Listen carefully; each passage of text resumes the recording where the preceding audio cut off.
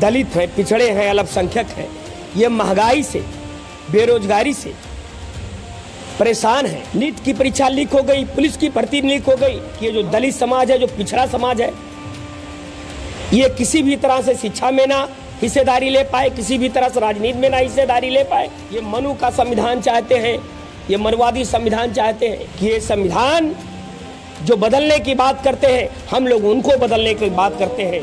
दलित समाज, पिछड़ा समाज पढ़ लिख लेगा तो अपनी हिस्सेदारी चाहेगा, अपनी भागीदारी चाहेगा। दलित समाज है, पिछड़ा समाज है, अल्पसंख्यक समाज है, आदिवासी समाज है, महादलित समाज है, ये शिक्षा से कोसों दूर रहे। इस भारतीय जनता पार्टी आरएसएस विचारधारा के लोगों को हटा के ये भारतीय जनता पार्टी की सरकार, ये आरएसएस की विचारधारा वाली सरकार ये संविधान इसी नाते हटाना चाहती है।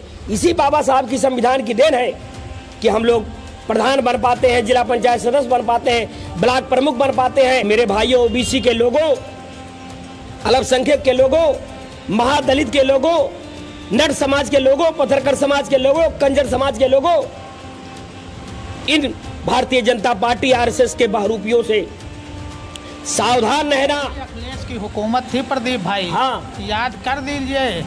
आरक्षण प्रमोशन बिल इन्हीं ने फाड़ा था, कोई दूसरा बीजेपी आरएसएस नहीं फाड़ी थी। देखिए, नमस्कार, मैं हूं मिथिलेश कुमार, आप देख रहे हैं समाचार भारत। समाचार भारत की टीम इस वक्त गौतम बुद्ध की धरती सिद्धार्थ नगर में है और सिद्धार्थ नगर में हमारे साथ एक ऐसी शख्सियत हैं जो 2024 का लोकसभा का चुनाव अपने पीक पॉइंट पे है और यहाँ पे 6वें चरण में चुनाव होना है 25 मई को। और इसी पर बात करने के लिए हैं हमारे साथ हैं अखिल भारतीय पत्थरकट्ट महासभा के राष्ट्रीय अध्यक्ष प्रदीप पत्थरकट्ट हैं, जो पूर्व ब्लॉक प्रमुख रह चुके हैं और पूर्व जिला पंचायत सदस्य भी रह चुके हैं। और ये कपिलवस्तु विधानसभा के चुनाव की तैयारी में जुटे हैं और इस वक्त डुमरियागंज लोकसभा के चुनाव में इनका अहम भूमिका माना जा रहा है। और हमारे साथ बातचीत करने के लिए सबसे प्रदीप भाई बहुत बहुत बधाई। क्या स्थिति है लोकसभा का? बहुत बहुत बधाई, बहुत बहुत धन्यवाद मिथिलेश भाई। समाचार भारत गांव-गांव में जाकर जिले के कोने कोने जो हम जैसे दलित हैं, जो दबे कुचले समाज के लोग हैं, उनकी पीड़ा को जानता है, उनकी नब्ज को पकड़ता है, उनके दर्द को समझता है और उसके बारे में पूछता है और फिर उनके उन्नति के लिए मीडिया में बहुत तेजी से इनके दुख, इनके पीड़ा को वायरल करता है, जिससे वायरल होने के बाद हमारी सरकारों की नींद खुलती है, हमारे पार्टी के नेताओं की नींद खुलती है। इस दर्द को देखते हैं, समझते हैं, उसको कल्याण करने का काम करते हैं। प्रदीप भाई, बहुत वीक पे चल रहा है इलेक्शन 2024 का। डुमरियागंज लोकसभा में इंडिया गठबंधन कुशल तिवारी पे दांव लगा रखा है, वहीं भारतीय जनता पार्टी जगदम्बिका पाल पे है। क्या स्थिति और क्या माहौल चल? मिथिलेश भाई, विगत 15 सालों से यहाँ के माननीय सांसद श्री जगदम्बिका पाल जी यहाँ से सांसद रह चुके हैं। हमारे जनपद की जनता उनके समस्त विकास के बारे में जानती है कि क्या उन्होंने सही किया, क्या गलत किया। मैं उस विषय पर नहीं जाना चाहता। समीकरण क्या बैठ रहा है, हम उस समीकरण को जानना चाह रहे। किस आधार पे भीष्म शंकर उर्फ कुशल तिवारी इंडिया गठबंधन के प्रत्याशी हैं, समाजवादी पार्टी के सिंबल से चुनाव लड़ रहे हैं? क्या समीकरण है, किस समीकरण से वो चुनाव जीत रहे हैं? हमारे जिले के जो नौजवान हैं, बेरोजगार हैं, दलित हैं, पिछड़े हैं, अल्पसंख्यक हैं, ये महंगाई से, बेरोजगारी से परेशान हैं। इस नाते 10 सालों की ये कुचक्कर वाली सरकार से, डबल इंजन की सरकार से, इनकी गलत नीतियों की वजह से हमारा नौजवान परेशान है। अभी आप देखें कि नीट की परीक्षा लीक हो गई, पुलिस की भर्ती लीक हो गई। हमारा किसान नौजवान किसी तरह से 1000-500 रुपया इकट्ठा करके आवेदन करता है। आवेदन करके पूरे भारत के पूरे उत्तर प्रदेश के जिले के कोने कोने में जाता है परीक्षा देने। वहां पहुंचने के बाद में पता चलता है कि परीक्षा लीक हो गई, पेपर लीक हो गया। हमारे तमाम हजारों लाखों 1,52,000 आवेदन किए थे। हमारे पुलिस भर्ती में, हमारे नीट भर्ती में कितने लोग आवेदन किए थे, ये सारा लीक पेपर हो रहा है। हमारे राहुल गांधी जी ने, हमारे अखिलेश जी ने कहा है कि ये लीक पेपर भी बंद होगा, चाहे वो पुलिस की भर्ती हो, चाहे नीट की भर्ती हो। इससे हमारा नौजवान किसान परेशान है। इस नाते बदलाव देखता है, बदलाव चाहता है, और ये बदलाव आदरणीय कुशल तिवारी के रूप में चाहता है, साइकिल के रूप में चाहता है, हाथ के पंजे के रूप में चाहता है। अभी आपने बदलाव की बात किया, वहीं भारतीय जनता पार्टी और आरएसएस के कुछ नेता का बयान आया है कि 2024 में 400 प्लस के बाद संविधान बदल देंगे, संविधान संशोधन कर देंगे। उसको लेकर के प्रदीप पत्थरकट्ट का क्या सोच है? मिथिलेश भाई, ये आरएसएस के लोग, ये भारतीय जनता पार्टी के लोग आज से नहीं सोच रहे हैं। ये आज़ादी से पहले भी चाह रहे थे, आज़ादी से पहले भी कर रहे थे, आज़ादी के बाद भी कर रहे हैं कि ये जो दलित समाज है, जो पिछड़ा समाज है, ये किसी भी तरह से शिक्षा में ना हिस्सेदारी ले पाए, किसी भी तरह से राजनीति में ना हिस्सेदारी ले पाए, किसी तरह में सामाजिक राजनीति में हिस्सेदारी ना ले पाए। इसी नाते ये लोग, अभी आप देखे हैं भारतीय जनता पार्टी के वरिष्ठ नेता संविधान बदलने की बात करते हैं, संविधान को हटाने की बात करते हैं। इसी नाते हमारे लोकप्रिय नेता, देश के नेता राहुल गांधी जी, हमारे पूरे भारत के लोकप्रिय नौजवानों के नेता आदरणीय अखिलेश जी, हम लोग चाहते हैं कि ये संविधान जो बदलने की बात करते हैं, हम लोग उनको बदलने की बात करते हैं, हम लोग उनको बदलना चाहते हैं, हम लोग उनको हटाना चाहते हैं। हमारे दलित समाज, हमारे बैकवर्ड समाज, हम लोग संविधान बचाने की बात करते हैं। संविधान बचा के अपने मान मर्यादा की रक्षा करने चाहते हैं। हम लोग अपना सम्मान से जीना चाहते हैं। भाई प्रदीप भाई, संविधान ये क्यों बदलना चाह रहे हैं? आखिर ऐसा क्या संविधान में है जो ये संविधान बदल करके ये अपनी इच्छाओं को पूरा करना चाह रहे हैं? सबसे पहले तो मिथिलेश भाई, ये हमारे परम पूज्य बाबा साहब भीमराव अम्बेडकर के संविधान को इस नाते बदलना चाहते हैं। ये समता मूलक हमारा संविधान समता मूलक समाज की बात करता है, बहुजन हिताय बहुजन सुखाय की बात करता है।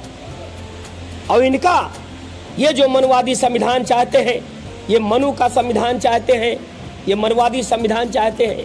ये पिछड़ों को, दलितों को, अल्पसंख्यकों को, महादलितों को ये दबाना चाहते हैं। फिर से पुनः जो 200 साल पहले की व्यवस्था थी, ये वही गुलामी की व्यवस्था, यही गुलामी के जंजीरों में ये हम दलितों को, पिछड़ों को, महादलितों, आदिवासियों को ये लातों के तरह अपने पैरों के नीचे ये लाने की बात करते हैं, लाने के लिए विचार बनाते हैं, लाने के लिए संविधान को हटाना चाहते हैं। मिथिलेश भाई, प्रदीप भाई, जिस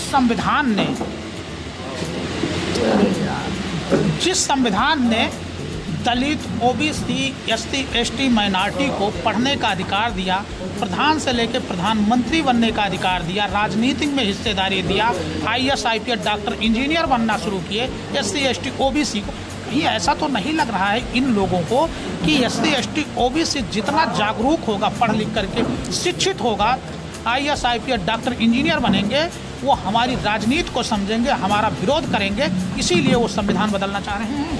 हाँ बाबा मिथिलेश भाई, बाबा साहब ने तो 1942 में ही कह दिया था, 1942 में ही कह दिया था कि जब दलित समाज, पिछड़ा समाज पढ़ लिख लेगा तो अपनी हिस्सेदारी चाहेगा, अपनी भागीदारी चाहेगा, अपना अधिकार चाहेगा, शिक्षा में हिस्सेदारी मांगेगा, रोजगार में हिस्सेदारी मांगेगा, अधिकारियों में अपनी हिस्सेदारी मांगे, राजनीति में अपनी हिस्सेदारी मांगेगा। यही कारण है कि ये लोग चाहते हैं कि ये दबा कुचला जो समाज है, दलित समाज है, पिछड़ा समाज है, अल्पसंख्यक समाज है, आदिवासी समाज है, महादलित समाज है, ये शिक्षा से कोसों दूर रहे और हमारी राजनीति इसी तरह से धर्म के नाम पर पनपती रहे। ये भारतीय जनता पार्टी और आरएसएस का यही नीति है, जो मनु के नीति पर ये चलना चाहते हैं। लेकिन हमारे राहुल गांधी जी, हमारे अखिलेश जी इस नीति का हमारे देश के नौजवानों से, हमारे देश के अल्पसंख्यक के लोगों से, हमारे देश के महादलितों से, हमारे देश के दलितों से आह्वान किए हैं कि किसी तरह से इस भारतीय जनता पार्टी आरएसएस विचारधारा के लोगों को हटा के समाजवादी विचारधारा के लोगों को स्थापित करना है, अपने संविधान को बचाना है, अपने अस्तित्व को बचाना है, अपने अस्मिता को बचाना है। मिथिलेश भाई, इस नाते हम पूरे भारत, हम पूरे उत्तर प्रदेश के महादलितों, जिसमें दलित परिवार, महादलित परिवार, पथरकर समाज से आता हूँ, बिहार समाज से आता हूँ, नर समाज से आता हूँ, कंजर समाज से आता हूँ, इस नाते इतनी जातियां बताता हूँ कि उत्तर प्रदेश में तमाम प्रदेश हैं, उन प्रदेशों में हमारी बिरादरी, हमारे समाज के लोगों को भांत भांत लोगों के नाम से जाना जाता है।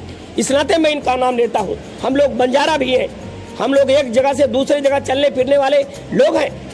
इस नाते मैं आज आपके टीवी के माध्यम से, समाचार भारत के माध्यम से, आपके माध्यम से समस्त भारत के महादलित परिवार, दलित परिवार, खाना बदोश परिवार, जो 12 घुमंतु परिवार है, मैं उससे इस टीवी के माध्यम से हाथ जोड़ के निवेदन करता हूं कि मेरे दलित भाइयों, मेरे महादलित भाइयों, मेरे पत्रकार समाज के लोगों, आप लोग किसी भी आरएसएस के लोगों के चक्र में, भारतीय जनता पार्टी के चक्र में ना पड़ करके समाजवादी विचारधारा के लोगों के साथ, राहुल गांधी जैसे विचारधारा के लोगों के साथ, जहां साइकिल का चुनाव चिन्ह है वहां साइकिल के हाथों को मजबूत करिएगा, अखिलेश के हाथों को मजबूत करिएगा, साइकिल पर वोट डालिएगा। और जहां कांग्रेस का पंजा है वहां कांग्रेस के पंजे को मजबूत करिएगा और राहुल गांधी के हाथों को मजबूत करके आदरणीय राहुल गांधी को प्रधानमंत्री बनाकर हमारे अखिलेश जी के हाथों को मजबूत करिएगा। साथियों, ये मेरा निवेदन है मिथिलेश भाई, अपने दलित समाज से, महादलित समाज, मेरा खाना बदोश समाज है। प्रदीप भाई, एक चीज मैं जानना चाहता हूँ, भारतीय जनता पार्टी का जो वोटर है, खास करके सबसे ओबीसी में सबसे छोटे छोटे बिरादर, आप जो नॉन क्वालिफाइड है, चाहे वो पत्थरकट्ट हो, चाहे चौहान हो, और चाहे गडरिया हो, ठीक, और चाहे कुछ इस तरीके से जातीय के लोग हैं जो उसकी कोर वोटर है, उन वोटरों से आपका क्या अपील है और आप क्या संदेश देना चाहते हैं?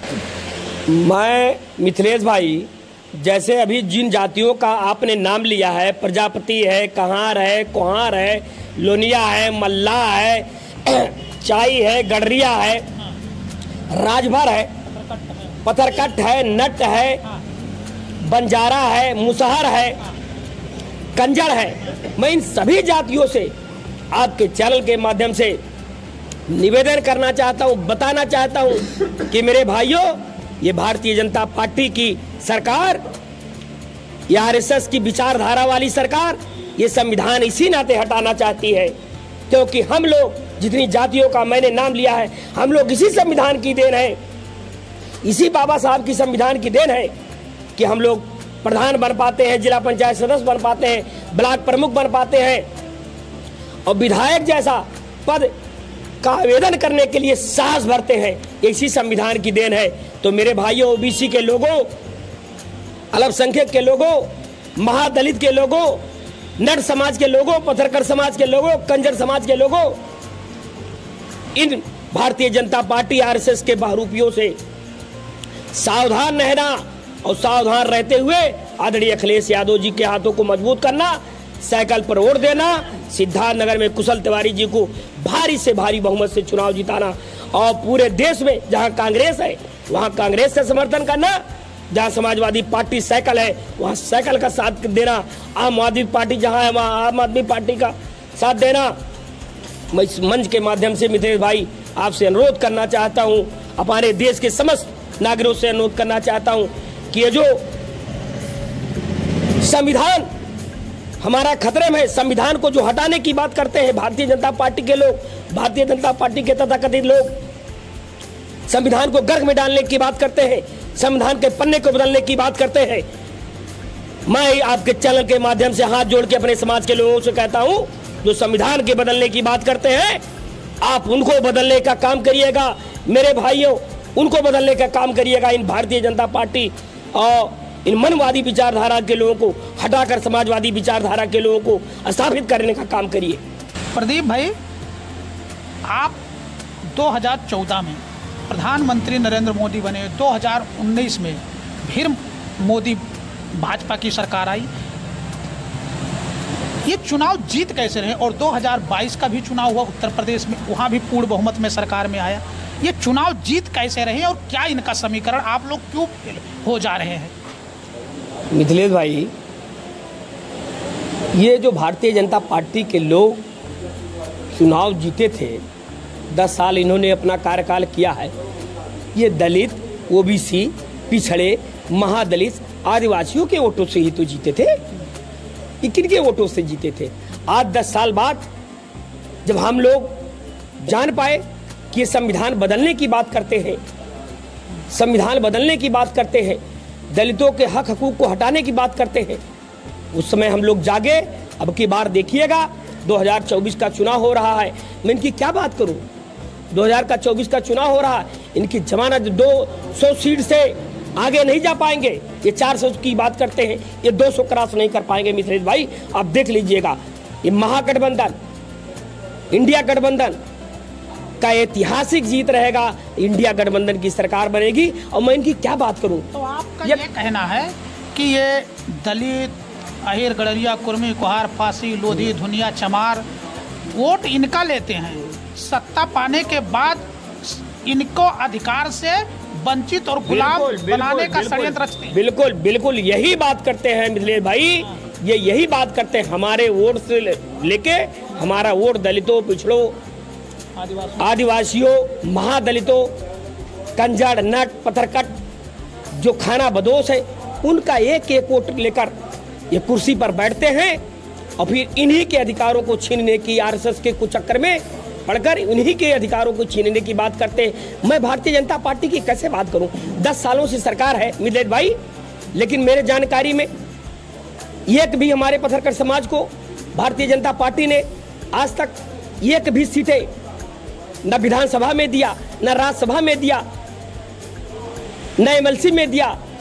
अगर एक सीट दे देती, 2 सीट जीत दे देती, अगर प्रदीप पत्थरकट को भारतीय जनता पार्टी एमएलसी बना दे, भारतीय जनता पार्टी विधायक का बना दे, तो आज जो प्रदीप पत्थरकट बोल रहे हैं SC ST OBC का वोट लेके, तो फिर क्या प्रदीप पत्थरकट बोलते? नहीं, मैं मिथिलेश भाई आपको बता दूं, ये तो आपने सही कहा, लेकिन मैं उस बोलते उसकी कल्पना कैसे करूं?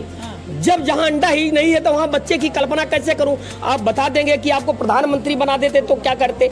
अरे जब बनाए तो पहले देखा जाए ना, पहले वो हमारे समाज को, जो खाना बदोश समाज है, पत्थरकट, नट, कंजड़, इसको पहले बनाए तो वो हमारा हिस्सेदारी तो दे। तो बनाए तो लोकसभा में सुरक्षित सीट है, विधानसभा। अरे भाई सुरक्षित सीट है, मैं पूरे दलित समाज की बात नहीं करता, मैं जो खाना बदोश दलित समाज है, जो महादलित समाज है, इन बगल में नेपाल है, वहीं आप जानते हैं इसी बॉर्डर क्षेत्र से आपका घर भी है, ये 2 किलोमीटर पर नेपाल है। हमारे पत्थरकट समाज को जनजात की सारी सुविधाएं दिया जाता है, चाहे वो शिक्षा हो, चाहे राजनीतिक हो, चाहे सामाजिक हो, चाहे आरक्षण हो, सब में जनजात का हिस्सा दिया जा रहा है। वहाँ प्रोत्साहित राशि दिया जाता है, एक परिवार को 10-10 हजार रुपया दिया जा रहा है प्रोत्साहन के लिए कि वो शिक्षा में बढ़े, समाज में बढ़े, राजनीति में बढ़े, घर द्वार बनाए। यहाँ क्या दिया जा रहा है? पहले मुझे दे तब मैं उस पर विचार करूंगा ना। 5 किलो राशन तो मिल रहा है। अरे 5 किलो, जब हम खाना बदोश है यार, तो हमको 5 किलो राशन कहाँ मिल रहा है? हम जब इधर से उधर चलते फिरते हैं। 5 किलो राशन पे आपका वोट मिल रहा है, उसको तो आपको अधिकार से मिथिलेश भाई, एक जगह से दूसरे जगह चलने फिरने वाली हम लोग जातियां हैं। 5 किलो राशन भी हमको नहीं नसीब होता है। मैं इसके पहले भी कह चुका हूँ यही बात, मैं इसके पहले भी 5 किलो राशन भी हमको अनाज भी नहीं हो पाता। और मैं इस नाते इंडिया गठबंधन की बात करता हूँ, समाजवादी पार्टी की बात करता हूँ कि हमारे समाजवादी पार्टी में कंजर समाज को, पत्थरकट समाज को, नट समाज को आज मैं राष्ट्रीय उपाध्यक्ष हूँ समाजवादी पार्टी का, अनुसूचित जनजात, अनुसूचित जात का, ST SC प्रकोष्ठ का। अगर किसी ने सम्मान दिया है तो इंडिया गठबंधन के समाजवादी पार्टी के नेता अखिलेश जी ने दिया है। अखिलेश की हुकूमत थी प्रदीप भाई। हाँ, याद कर दीजिए, आरक्षण प्रमोशन बिल इन्हीं ने फाड़ा था, कोई दूसरा BJP RSS नहीं फाड़ी थी। देखिए मिथिलेश भाई, और आज भी उसका दंश SC झेल रहा, इसीलिए वो समाजवादी पार्टी को वोट देने के लिए वो राजी नहीं है, क्योंकि अखिलेश ने ही आरक्षण प्रमोशन बिल में फाड़ा था। जो डीएम बन गया, जो एडीएम बन गया, उसका प्रमोटर था वो रिमोटेड हो गया। मैं आपकी बात को इस नाते स्वीकार नहीं कर पाता हूँ मिथिलेश भाई कि अब ये जो आप बात कह रहे हैं वो विगत कई सालों की बात कर रहे हैं, लेकिन आज गलतियां आप मानेंगे? नहीं, आप मानेंगे गलतियां? आरक्षण प्रमोशन बिल समाजवादी पार्टी की सरकार ने फाड़ा था और ये बीजेपी आरएसएस ने नहीं फाड़ा था। इसको आप स्वीकार करेंगे? मैं मिथिलेश भाई स्वीकार करेंगे? नहीं, क्यों? आरक्षण प्रमोशन बिल नहीं फाड़ा था। नहीं, जो प्रमोट हो गए थे उनका डिमोशन हो गया। हाँ, मैं इस बात को कभी स्वीकार नहीं करूंगा मिथिलेश भाई। आप समाजवादी पार्टी के सच्चे सिपाही हैं।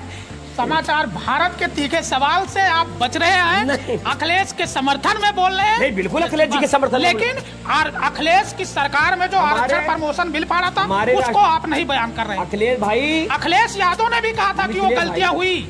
अखिलेश यादव ने भी कहा था। अगर हमारे राष्ट्रीय अध्यक्ष जी ने स्वीकार कर लिया है तो मुझे स्वीकार करने में कोई दिक्कत नहीं है। लेकिन एक बात बता दूं अखिलेश भाई, मिथिलेश भाई, हम लोगों का जो अस्तित्व है वो भारतीय जनता पार्टी आरएसएस के राज में खतरे में है, और हमारा सम्मान, हमारा संविधान अगर बच पाएगा तो इंडिया गठबंधन में बच पाएगा, समाजवादी पार्टी में बच पाएगा, आदरणीय राहुल गांधी जी के नेतृत्व में बच पाएगा।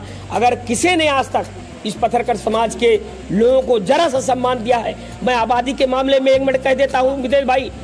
यही आप देखते हैं सोनकर जात के तमाम विधायक हैं, वाल्मीकि जात के तमाम विधायक हैं, 86 सीटें आरक्षित है मिथिलेश भाई, लेकिन एक में भी कंजड़, पत्थरकट, नट, मुसहर को एक भी सीटें नहीं मिलती। जबकि वाल्मीकि समाज से, मुसहर समाज से हमारी संख्या सैकड़ों गुना ज्यादा है, लेकिन हम खाना बदोश हैं, एक जगह से दूसरी जगह चलते फिरते नाते, इस नाते हमको हमारा हक हुकूक नहीं मिल पाता है। लेकिन हमारे राष्ट्रीय अध्यक्ष अखिलेश जी ने अब की बार मंच से वादा किया है, मुझसे वादा किया है कि प्रदीप पत्रकार ये विश्वास कर लो, अगर इंडिया गठबंधन की सरकार बनेगी, अगर अखिलेश जी के हाथ मजबूत हुए तो प्रदीप पथरकट और खाना बदोश, ये महादलित, दलित समाज, पिछड़ा समाज, सारे लोगों को मजबूत करने का अखिलेश जी काम करेंगे।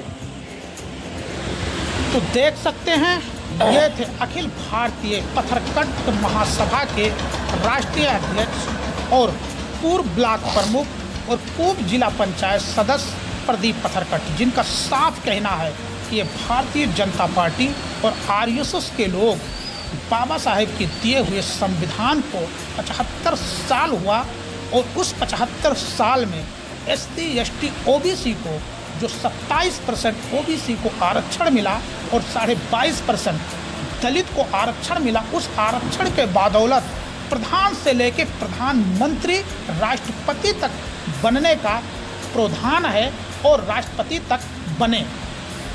वही तमाम आईएएस, आईपीएस, डॉक्टर, इंजीनियर भी इसी संविधान के बदौलत उस कुर्सी तक पहुँचे और मुख्यमंत्री तक के भी बने, और इसी का डर है। और इसी को डर के कारण भारतीय जनता पार्टी और आरएसएस के जो विचारधारा है कि सबसे पहले शिक्षा पे पाबंदी लगाया जाए, और हुआ यही। 2014 में जब मोदी की सरकार बनी, मोदी प्रधानमंत्री बने, तो यही एससी, ओबीसी, एसटी सब मिलकर के 2014 में उनको वोट देकर प्रधानमंत्री बनाया। लेकिन 2016 में 314 आईएएस ओबीसी के जब 18 घंटे लड़के पढ़ करके जब आईएएस बने, तो यही 2016 में मोदी और आरएसएस की हुकूमत उनको क्रीमी लेयर के तहत बाहर कर दिया, उनको नौकरी देने से मना कर दिया और उनके मंसूबे पे पानी फेर दिया। लेकिन 2023 में 315 जो बच्चे नॉन क्वालिफाइड थे, जो आईएएस नहीं थे, जो आईएएस की तैयारी नहीं किए थे, यही आरएसएस और बीजेपी की सरकार ने 315 सवर्ण जातियों को, बच्चों को, उन्हें आईएएस लिटरेचर एंट्री के तहत अंदर ढकेल दिया। तो कहीं ना कहीं साफ पता चलता है कि जिस तरीके से बीजेपी और आरएसएस का एक सोच है कि जितना एसटी, एसटी, ओबीसी समाज शिक्षित बनेगा, जागरूक बनेगा, वो अपना हक और अधिकार मांगेगा, और वो अपना हक और अधिकार ना मांग सके। इसीलिए भारतीय जनता पार्टी की रणनीति और आरएसएस की रणनीति थी कि शिक्षा पे 18% GST लगा करके SC ST OBC के बच्चों के हाथ से कलम और किताब छीनने का काम किया और वहीं हीरे पे 3% GST लगा करके अपने मित्रों को आगे बढ़ाने का काम किया। तो अब देखना है 2024 का जो चुनाव है, भारतीय जनता पार्टी RSS के लोगों का कहना है कि 400 प्लस होगा तो भारत का संविधान बदल देंगे, संशोधन कर देंगे। तो प्रदीप पथरकट्ट का ये दावा है और इनका निवेदन था कि SC ST OBC के लोग 2024 का जो चुनाव है ये संविधान बचाने का चुनाव है, अपने नस्ल को गुलामी बनाने से बचाने का चुनाव है। इसीलिए 2024 में इस भारतीय जनता पार्टी RSS की विचारधारा की सरकार को उखाड़ करके फेंक दीजिए और इंडिया गठबंधन को 2024 में सत्ता में ला करके संविधान को सुरक्षित करके और अपने आने वाली नस्ल को गुलामी से बचा लीजिए, जिससे कि वो फिर से बच्चे पढ़ सके, IAS IPS डॉक्टर इंजीनियर प्रधान से लेकर प्रधानमंत्री राष्ट्रपति बन सके। ये अपनी अस्मिता को बचाने का चुनाव है। तो अब देखना है 2024 का ये चुनाव नज़दीक, छठवें चरण का 25 मई को है और इस 25 मई को इनके निवेदन से जनता क्या डिसीजन लेती है ये तो 4 जून को पता चलेगा। मिथिलेश कुमार, समाचार भारत, गौतम बुद्ध की धरती, सिद्धार्थनगर।